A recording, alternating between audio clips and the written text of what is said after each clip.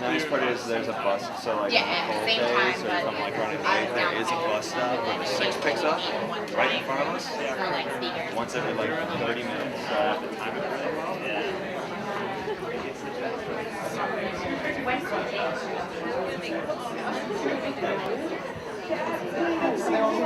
Yeah, they should be. Yeah, they actually they came up. He's been good. He's been good. Devontae too. I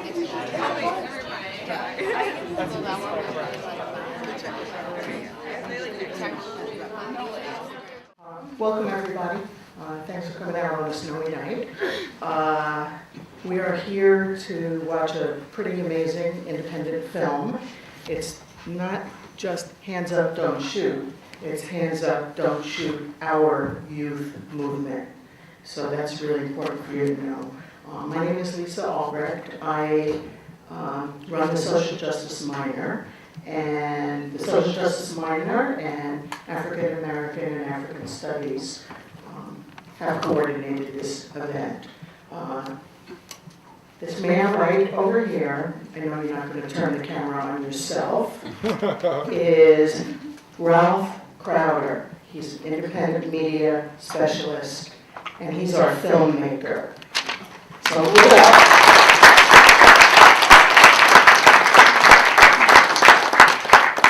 so the film is about 70 minutes. Then Ralph and I are going to have a kind of interview about the film, and then we're going to turn it over to a student panel, and you'll hear some perspectives from a couple of different students. And then it'll be open for anybody to ask any kind of question.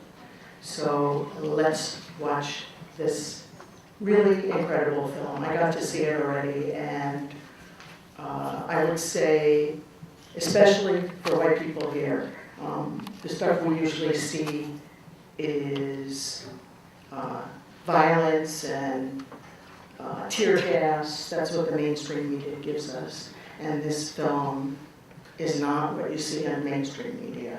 So especially those of us who don't live or work in an African American community or don't have really close friends, we can learn a lot from it. So let's go to the movies.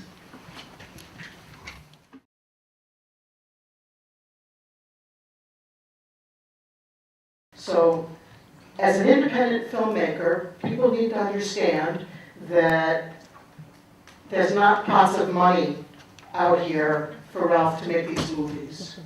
And then there's not places that willingly show these movies. So it's really hard for him to raise money to do this work. I guess my first question is, you decided in the spur of the moment to take off for Ferguson. You didn't have the grant money. Could you tell us a little bit about what made you pick up and go on the spot? I was frustrated with Minneapolis. That's the first thing. And a lot of the issues, well, first of all, thank you. Thank you for having me here. I really appreciate it. Hopefully you got something out of that film, at the minimum, just to think about. And we'll talk about where we go from there. But I was honestly just frustrated with Minneapolis. But also being somebody that focused on independent media and always knowing that there's a deeper story at hand than just people throwing rocks or being called looters or protesters or any of the kind of words that was given to the young people in Ferguson, Missouri that stood up for what they determined as an issue with justice in their community. CNN can only do so much. MSNBC can only say so much, even if they're liberal in some of their reporting, I guess. Sometimes those stories, those voices are many times left behind. And oftentimes if we don't interpret our own issues for ourselves, they will be interpreted for us. And there's a huge need to document the experiences of all people, but with this specific concern, this was black people and the historic issues that we still deal with that was obviously kind of foreshadowed in this particular film. Ironically enough, 2 miles away from the Dred Scott decision, where he lay buried with America basically saying that black people were not close to human beings, but closer to animal status. So, yeah. But there's more issues like that here in Minneapolis, oddly enough, and all over the country. But this was a huge event that happened in Ferguson, which you could arguably say sparked a movement internationally. What made you decide to put Kinloch in the movie? The film is not about that community, but you put in a piece about a historical black community that survived in other centuries and it was pretty desolate. What made you do that, and what do we need to think about when we see Kinloch? Well, when you see Kinloch, think of South Minneapolis, where I was born and raised. At one time, not too long ago, the black community in South Minneapolis on the east side of the freeway, on the 46th Street exit, to Chicago Avenue, from Chicago Avenue down to Lake Street, from Lake Street crossing back over to the freeway, was an area where, at that time, was referred to as a Negro slum. And, you know, Kinloch, you could almost consider it as one of your first black suburbs in the late 1800s. So it has a very interesting history. It was a thriving, self-sustained community, much like South Minneapolis. But I'm sure some of you have studied the issue of gentrification in some of your classes, or and the impact, the social economic impact for communities of color, but more specifically black communities in America and how that works. But South Minneapolis is going through a very interesting transition too, in that historic black community. And you know, one of the issues that I really wanted to focus in terms of the Kinloch situation was there's a Kinloch in every city in America, everywhere. And the displacement that many times that black America tends to be on the bad side of the coin is spilling out into issues in our communities when we talk about the rising issue of homelessness. Anybody who's familiar with the issues of our public school systems,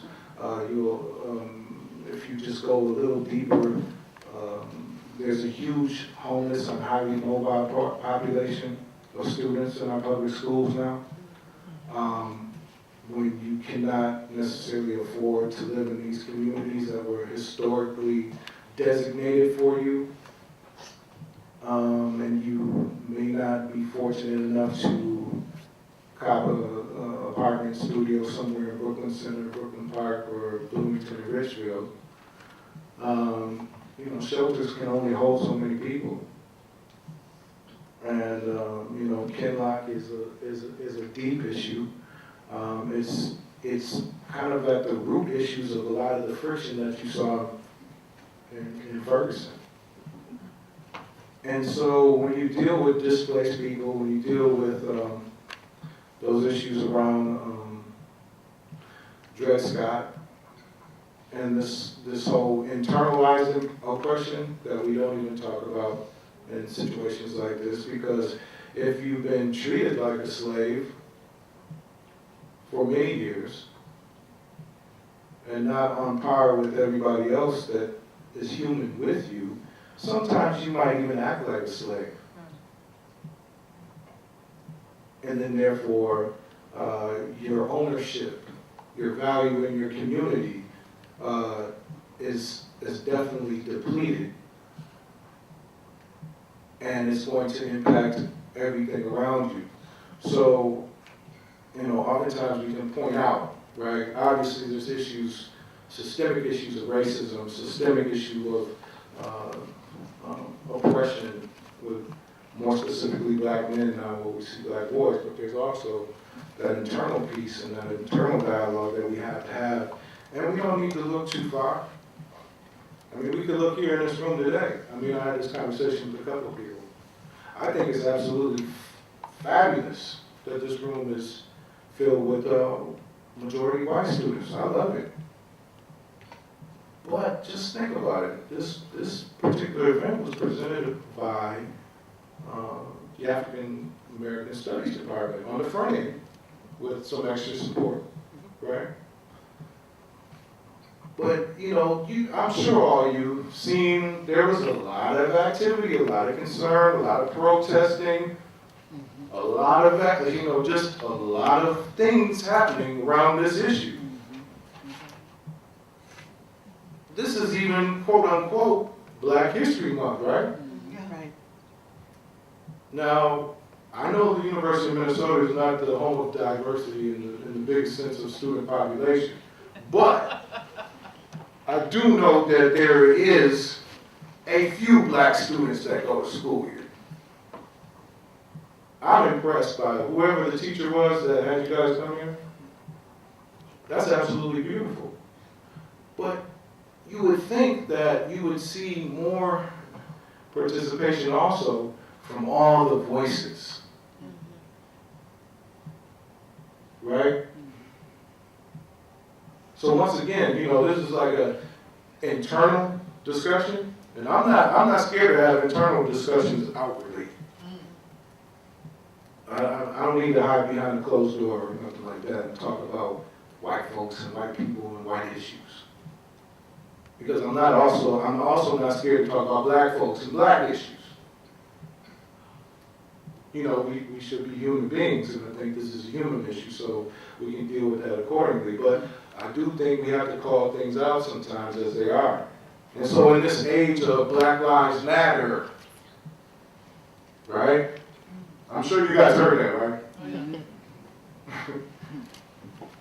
It would be it would be respectable to just at least have more representation of our black students here on campus that I'm sure you heard a lot of voices around this issue. But I'm thankful for everybody here because this is a human issue.